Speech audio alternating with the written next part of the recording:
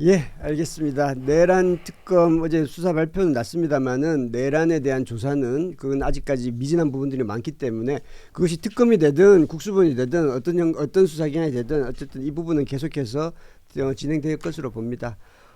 그리고 다음 소식 한번 가보죠. 내란 특검 어쨌든 마무리됐지만 김건희 특검은 아직 좀 남았죠.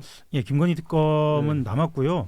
아직 사실상 시작도 안 한 것으로 그렇게 보입니다. 뭐 겨우 지금 하는 것이 통일교 관련된 의혹 정도 지금 가고 있는 건데 16개 혐의가 있었는데 그중에 지금 2개 혐의까지만 지금 조사가 된 거죠. 예. 이제 그래서 이제 겨우 시작을 하는 건데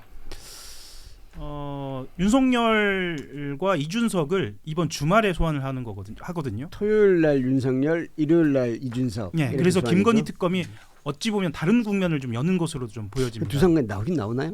윤석열은 워낙 안 나온 적이 많아서. 일단 윤석열이 원래는 내일 일정이 통보가 됐는데 일정 조율해 보겠다. 그러니까 조사 관련된 일정 변호인 측하고 어쨌든 얘기를 하고 있는 건 하고 있다. 조율을 해보겠다라는 걸로 봤을 때는 나올 가능성은 없지는 않다. 근데 감옥에 있는데 뭘 조율을 합니까? 무슨 다른 약속 있는 것도 아닌데. 본인의 스케줄을 조율하는 거죠.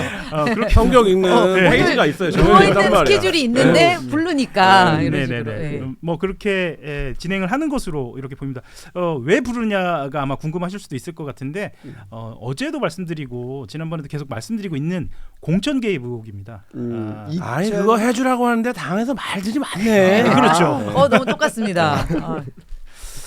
이게 2020 그러니까 2024년 총선 맞습니다. 2022년 지방선거하고 국회의원 보궐선거하고 말씀하셨던 것처럼 총선까지 그러니까 선거 때마다라고 선거 때마다 어떤 방식으로 개입해서 어떤 부당한 영향력을 행사했는지를 이준석 대표 부른 거면 2022년이죠. 그렇죠. 얘기를 하는 거겠네. 이준석의 도장이 찍혀야 공천장에 나가는 그렇죠. 때니까. 네네네. 그렇게 하고 윤석열과 관련돼서는 지난 총선까지 같이 보는 것으로 그렇게 조사할 예정입니다. 김상민 그림 그렇죠. 대신 구매해준 이우환.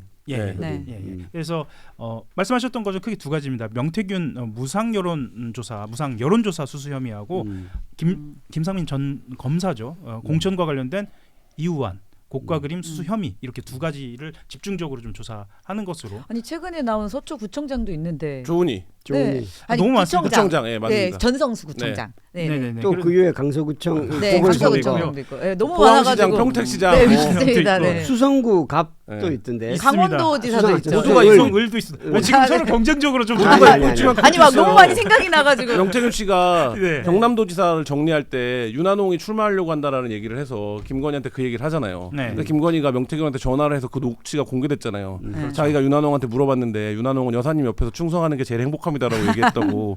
그런 사람이 지금 나와서 반윤을 하고 있다. 그렇죠.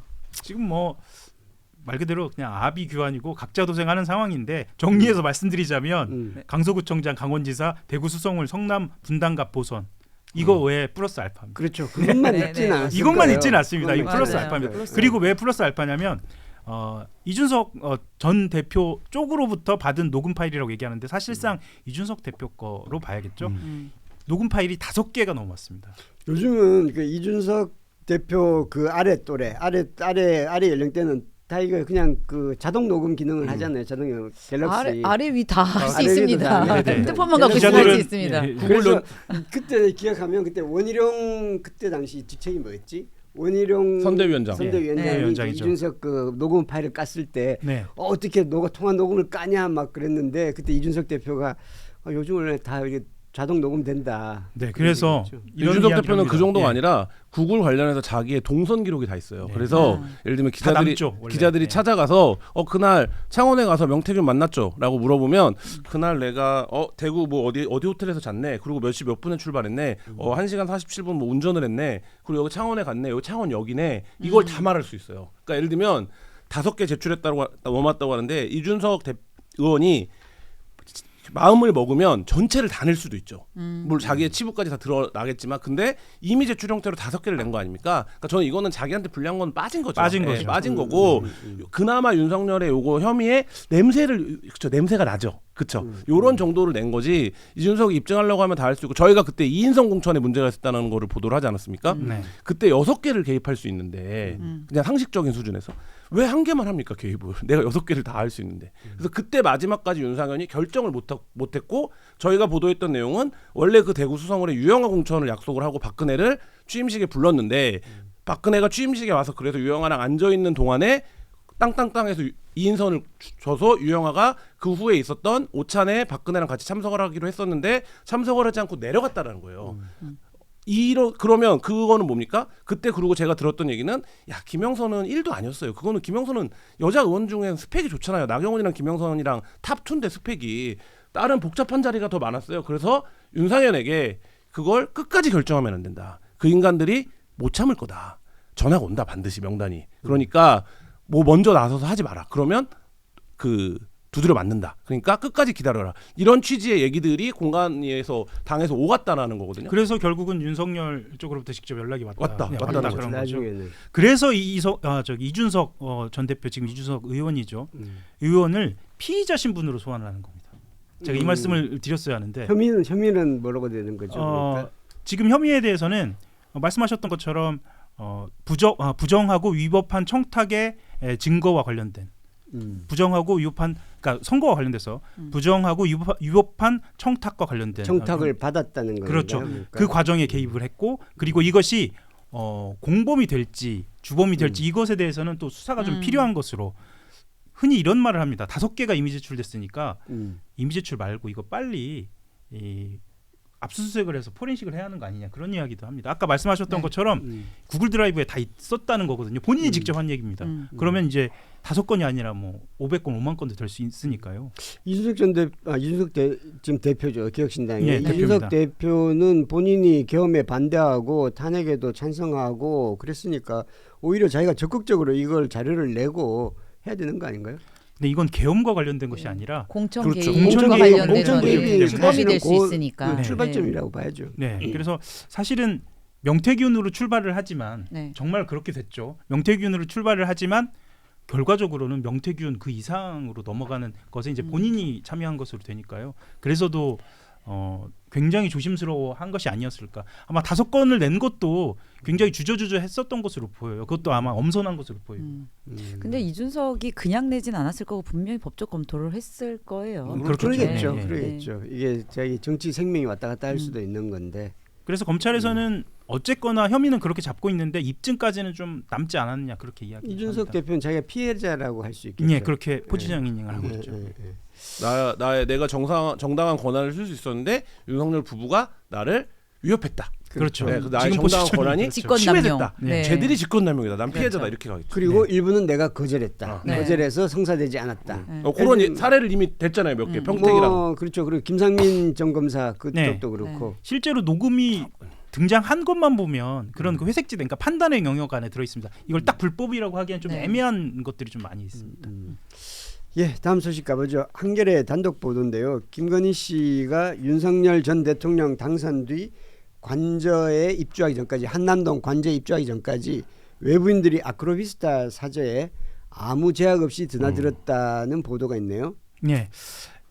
김건희 씨가 말씀하셨던 것처럼 당선된 뒤에 관저에 입주하기 전까지가 6개월이거든요. 그러니까 2022년 5월부터 11월까지. 그때 이제 아크로비스타 서초동에 있었습니다. 그때 방문객의 이름이나 직책 관련된 정보를 통보하지 않았습니다. 그러니까 대통령 경호처에 통보하지 않고 사실상 아무런 제약 없이 방문객이 만난 것으로 그렇게 확인이 됐습니다.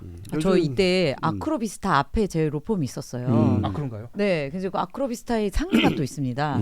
가서 실제로 본 적 있어요. 아 지하에. 네, 거기서 레드 김건희 네네네 레드 모모라고 하는 그 파스타 집에서 알아요. 앉아서 한가롭게 파스타를 먹고 있는데 너무 놀랐어요. 물론 이제 경호원들이 바깥에 있어요. 이제 이렇게. 그러니까 당선 이후에 누구라 봐도 이렇게 보일 수 있는 데서 그래가지고 그날 와서 나 김건희 버스 김건희 그게 막 생각이 나요. 그게 여기 바로 제가 입증할 수 있는 진짜 누구나 가서 접근할 수 있어요. 제가 싫어하니까 접근 안 했지. 뭐 좋아하는 사람은 가서 사인이라도 해달라고 할 수 있겠죠. 파스타집, 그다음에 와인바, 그다음에 네. 빵집을 굉장히 좋아했었죠. 네. 아, 자주 네. 가셨나요? 또 알고 김학의 기자? 계시는군요. 몇 번 가봤죠. 네, 네. 그렇죠.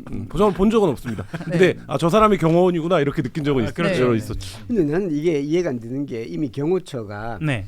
이미 최순실을 경험했잖아요. 최순실 맞습니다. 때도 이제 그 기록 없이 그냥 물론 약간 청와대하고 아크로비스타는 좀 다르긴 합니다만은 네.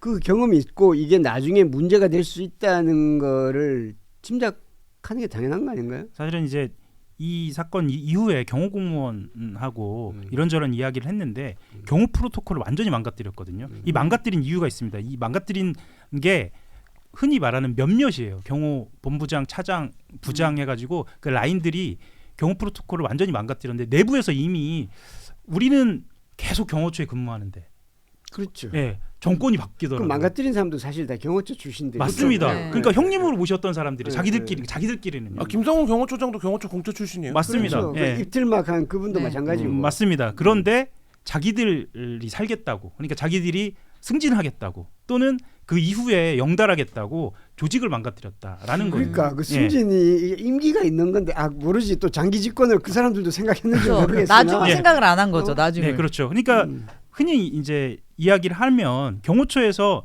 개인정보 적는 건 너무 당연한 프로토콜이거든요. 그렇죠. 그런데- 하다못해 아파트 들어갈 때도 네. 다 적으라고 한 데도 있어요. 맞습니다. 예. 학교 가도 적어요. 학교가 학부모가 가도 다 적는데 학교 가면 요즘 이거 예. 이거 무슨 과- 패찰 달고 그렇죠. 들어가. 과하다고 생각할 정도로 우리 회사 들어올 때도 적잖아요. 아, 맞습니다. 이렇게 그런데 들어올 때. 아크로비스타 들어갈 때는 시간하고 성별만 적었던 것으로.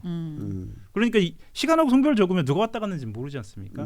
그래서 아마도 개수만 따진 게 아닐까라는 생각이 듭니다. 그때 당시에 뭘 받았는지 정도 확인하는 게 아닐까라고 추론을 할 정도로 정말 성기게, 그러니까 시간하고 성별만 적으면 그냥 통과되는 것으로 그렇게 알려져 있습니다. 그러니까 굉장히 많은 사람들이 접근을 하려고 했을 거 아닙니까? 하다못해 뭐 공공기관장 뭐 인사 민원 청탁도 있을 거고 뭐 아마도 그래서 이런 이야기도 나오죠. 김건희가 권력의 생리를 아주 잘 알아서 권력이 정점이 언제인지를 알았던 거 아니냐. 그러니까 사실상 대통령이 당선되고 가장 정점에 있는 것은 뭐 당연한 얘기겠습니다만 당선된 그 시점부터라고 하지 않습니까? 그러니까 당선인 시절에는 당선인으로 출발하면서부터 모든 인사를 다 할 수 있고 실제로 판이 흔들리기 때문에 그 모든 인사 권한을 다 휘두를 수 있거든요. 이걸 알고 그렇게 찾아올 것이다라고 예상한 거 아니냐? 그리고 김건희 씨가 인사를 반반한다 그랬잖아요. 그렇죠. 예, 그래서 아마도 이름을 적지 않은 것 아니냐라고 이야기를 합니다. 그리고 실제로 최 목사가 본인이 백을 갖고 갔을 때 그 얘기도 하죠. 코바나 컨텐츠 사무실로 갔을 예, 때는 이미 줄이 서 있었다. 네. 자기 말고도 영상에도 일부 나오잖아요. 네, 쇼핑백 영상에도 들고 있는 이렇게 사람들. 예, 일부 나오고요. 이미 줄이 서 있을 정도였다라고 하니까 단순히 경호의 실수라기보다는 의도된 거 아니냐. 이거는 그 대통령실에 그렇게 많은 김건희 라인들의 경호관, 그러니까 행정관들이 깔리고 보좌관 깔렸는데 김건희 라인들이 그렇게 깔려 있는 상태에서 경호처가 이렇게 일을 했다라는 건 이 휴민트들이 시스템을 파괴한 거죠. 그러니까 이 시스템이 돌아가지 않게 파괴한 거죠. 이 시스템이 돌아가지 않아야 뭘 할 수 있는 겁니까? 청탁과 예를 들면 김건희가 부정한 접촉을 할 수 있는데 이 시스템이 그대로 경호 시스템들이 돌아가면 그걸 못 하잖아요. 제약이 발생하니까 이 휴민트들이 그걸 파괴했다라고 볼 수밖에 없고 그 맥락이 어떻게 김건희가 계엄을 몰라 대통령실 돌아가는 거 손바닥 돌아가듯이 아는데 제가 이때 만났던 취재원 중에 어떤 사람이 있냐면 이력서를 내는데 사주 받다는 거잖아요. 그 김건희가. 사주. 예. 네. 예. 그러면 그거를 어디다 갖다 놨냐? 이력서를 대통령실에다 내면 그거에 대한 검토가 아크로비스타에서 온다라는 거였거든요. 그리고 그게 마지막 임기 때는 어떻게 된 겁니까? 역술인을 채용까지 한 거잖아요. 그럼 이런 과정을 놓고 보면 이거를 컨트롤하는 사람이 누굽니까? 김건희겠죠. 근데 이 초창기에는 그 철저하게 그 시스템을 파괴하는 휴민트들을 심고 자기가 말한 대로 권력의 정점에 있으니까 막 때려박고 막 집에 디올 30개 나오고 뭐 이런 상황으로 간 거잖아요. 그러니까 이건 결국엔 의도성이 있는, 그러니까 경호처가 무슨 실수를 하고 뭐 이런 게 아니라 그렇죠. 인위적으로 경호처를 파괴한 거죠. 그래서 이부속실을 만들지 않았다라는 얘기는. 이 부속실을 만들면 그게 다 체크가 되는 체크가 거니까. 돼야니까요. 그리고 사실 네. 지금 부속실이 다 자기 부속실이나 네, 마찬가지인데. 필요가 그렇죠. 네. 그러니까 뭘. 경호처하고 부속실이 일정을 네. 다 체크를 하게 돼 있거든요.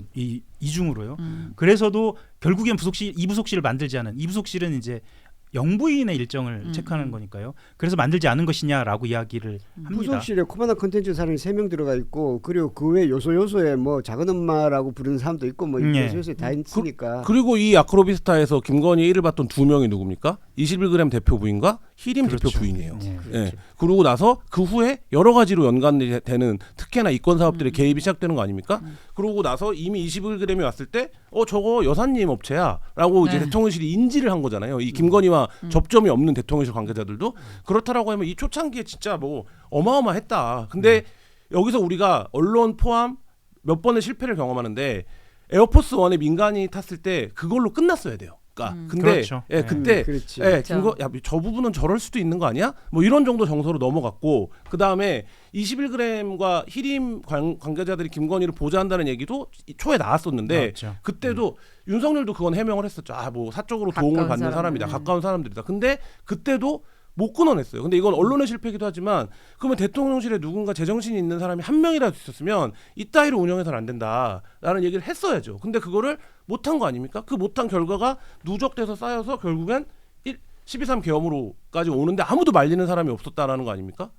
김성애 의원 할아버지인가 외할아버지가 그 5.18 할 때 군인 회의에 들어갔던 군인이래요. 반대했대요. 그때 군인 50명이 모였을 때 한 명 반대자가 나왔다는 거예요. 근데 이 정부에 지금 이 계엄을 알았던 사람이 몇 명일까요?